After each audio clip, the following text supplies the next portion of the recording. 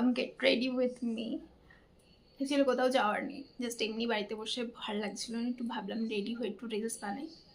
So সেই জন্য একটু রেডি হওয়া যাক, তো তোমরাও দেখতে থাকো।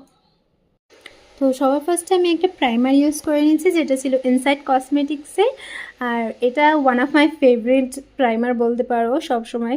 তো সেটাকে ভালো করে ব্লেন্ড করে নেওয়ার পরে আমি একটা ফাউন্ডেশন ইউজ করছি, যেটা ছিল মেবলিনের শেড নাম্বার 128।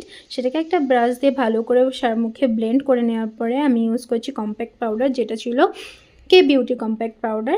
শেড নাম্বারটা আমার এখন মনে নেই, সো সরি ফর দ্যাট।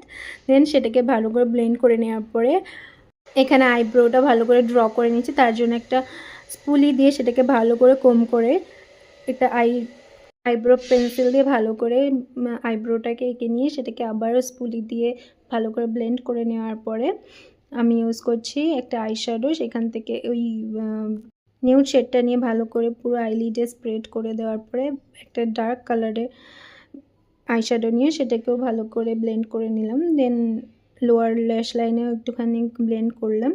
দেন একটা শিমারি গ্লিটার আইশ্যাডো, লিকুইড আইশ্যাডো দিয়ে আইশ্যাডোটাকে ভালো করে ব্লেন্ড করে নেওয়ার পরে মাস্কারা পরবো। আর মাস্কারা পরার সময় আমার সাথে কিছু হবে না, এটা হতেই পারে না, দেখো হয়ে গেল। তো তারপরে সেটাকে ভালো করে ঠিক করার পরে সুগারের প্যালেট দিয়ে আমি ব্লাশ অ্যাপ্লাই করলাম।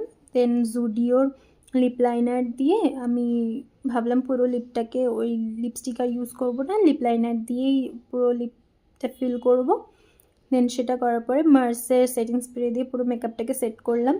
আর তোমরাই বলো আমার মেকআপটা কেমন হয়েছে। And this is my final look.